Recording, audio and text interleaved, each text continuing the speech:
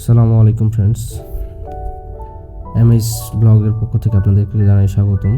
আমরা আজকে চলে যাব ঢাকা ইপিজেটে। আমার অফিসিয়াল একটা কাজের জন্য আমাকে যেতে হচ্ছে। আমি এখন আছি জিরাবো স্ট্যান্ডে। এখান থেকে একটা অটো নিয়ে আমাকে যেতে হবে। যেহেতু আপনারা জানেন যে ঢাকা এক্সপ্রেসওয়ের কাজ চলার কারণে মেন রোড দিয়ে যাওয়াটা খুবই বিড়ম্বনাদায়ক, তাই আমি একটা বাইপাস রোড দিয়ে যাব। যদি আপনারা কেউ এই রোডটা না চিনে থাকেন তাহলে আমার মনে হয় আজকে এই ব্লগটা আপনাদের জন্য খুবই উপকারী হয়ে থাকবে। তো চলুন যাওয়া যাক।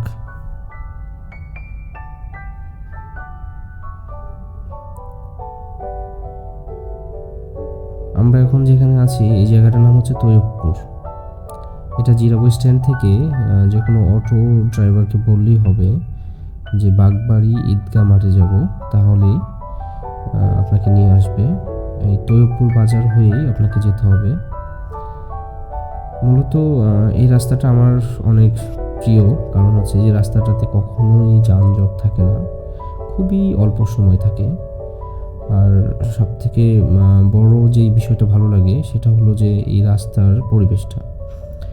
দুই সাইডে রাস্তার পাশে আপনারা দেখতে পাবেন সবুজ গাছপালায় ভরা, আর মাঝে মাঝে বাঁশঝাড়। আসলে একটু অকওয়ার্ড লাগলেও বাঁশ বাগানের পাশে যখন আপনি যাবেন তখন একটা শীতলতা অনুভব করবেন, যেটা সচরাচর অন্য কোনো জায়গায় পাওয়া যায় না। যেহেতু এটা আমার ফার্স্ট ব্লগ, তাই আমি আশা করছি আপনারা সবাই আমাকে সাপোর্ট করবেন যাতে আমি ইন ফিউচারে এরকম ব্লগস নিয়ে আসতে পারি। এখন আমরা যে জায়গাটাতে আছি এই জায়গাটার নাম হচ্ছে দিয়াখালী। এই দিয়াখালীতে বিকালের পর থেকে ঠিক 8টা পর্যন্ত খুবই জমজমাট একটা পরিবেশ থাকে। সবাই এখানে ঘুরতে আসে। আপনারা চাইলে আপনারাও আসতে পারেন। আই হোপ আপনাদেরও ভালো লাগবে। তো চলুন আগে যাওয়া যাক। আমি একটা অটো রিক্সাতে আছি, যদিও ভিডিওটা একটু বেশি ফাস্ট করে দেওয়া হয়েছে, কারণ অনেক বড় ভিডিও হয়ে গেলে হয়তো আপনাদের ভালো লাগবে না।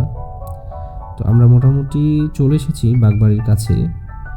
তো বলে রাখি, বাগবাড়ি থেকে আমাদেরকে আবারও রিক্সা চেঞ্জ করতে হবে, কারণ একটা অটো দিয়ে আমরা ইপিজে যেতে পারবো না। যেহেতু আমরা মেন রাস্তাটাকে অ্যাভয়েড করতেছি, সেই জন্য আমাদেরকে অটো পরিবর্তন করতে হবে। আর এই রাস্তায় অটোর অনেক ধরনের খেলাধুলাই চলে। একজন আরেকজনকে ওভারটেক করার জন্য অনেক স্পিডে অটো চালায়। তো আপনারা যদি অটোতে ওঠেন অবশ্যই ড্রাইভারের সাথে কথা বলে নেবেন যে অটো খুবই আস্তে চালায়, কারণ সময়ের চাইতে জীবনের মূল্যটা আসলে অনেক বেশি। তো দেখতে দেখতে আমরা চলে আসলাম বাগবাড়ি মোড়ে। এইখান থেকে আমাদেরকে একটু নরসিংহপুরের রোডের দিকে যেতে হবে। হাতের ডানে যে রোডটা গেছে সেটা কাশিমপুরের দিকে, আর আমরা এখন যে রাস্তায় যাচ্ছি এটা নরসিংহপুরের দিকে। এখান থেকে আমাদেরকে কিছু সময় যেতে হবে সামনের দিকে, তাহলে আমরা বাগবাড়ি ঈদগাহ মাঠে চলে আসব। তো বাগবাড়ি ঈদগাহ মাঠে আসার পরে বাকি কথা হচ্ছে।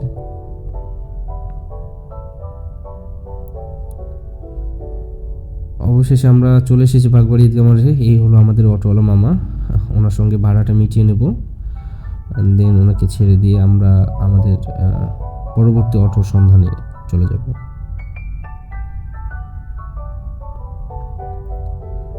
খুব সাবধানে রাস্তা পার হতে হবে, কারণ এখানে অনেক গাড়ি ঘোড়া চলাচল করে।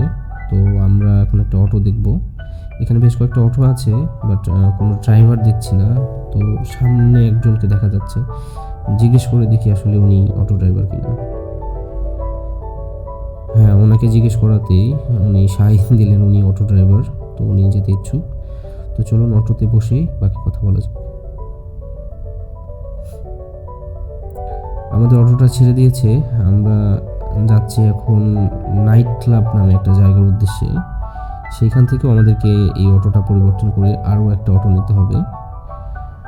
বলে রাখা ভালো যে এই রাস্তার মাথায় কিছু হিয়ারিং রোড আছে, যার ফলে এখানে ভিডিও করা যাবে না, ভিডিওটা শেকিং করবে।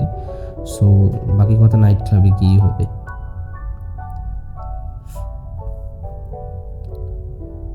আমরা নাইট ক্লাবে চলে এসেছি অটোর ভাড়া মিটিয়ে দেওয়ার পর। এখন আমি চলে যাচ্ছি আমার পরবর্তী অটোর সন্ধানে। এই পাশে থাকা অটোটাতে করেই আমি যাব। তো অবশেষে আমি চলে আসলাম ঢাকা টাঙ্গাইল মহাসড়কের পাশেই। এখান থেকে কিছুটা পথ আমাকে হেঁটে যেতে হবে, কারণ এখান থেকে যদি আমি অটো নিই তাহলে বেশ কিছু বাড়তি ভাড়া গুনতে হবে, যেটা আসলেই অনেক বেশি হয়ে থাকে। আর সকালে যেহেতু আমি নাস্তা করি নাই, সো এই নুরানি হোটেল অ্যান্ড কাচ্চিঘর থেকে আমি আমার সকালের নাস্তাটা সেরে নেব। নাস্তা সারার পর বাকি কথা হচ্ছে।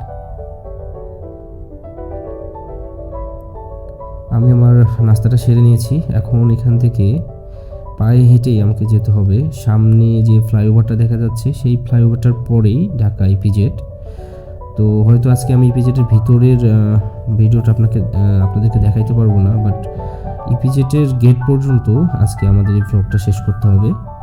সো চলুন ইপিজেডের গেট পর্যন্ত যাওয়া যাক।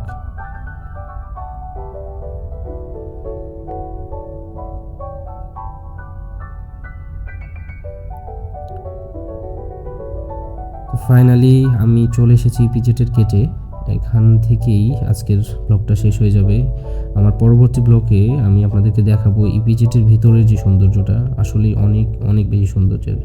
পরবর্তী ভিডিওগুলো পাওয়ার জন্য আমার চ্যানেলটাকে সাবস্ক্রাইব করে রাখুন এবং পাশে থাকা বেল আইকনটিকে প্রেস করে রাখুন। ধন্যবাদ। ভালো থাকবেন, সুস্থ থাকবেন।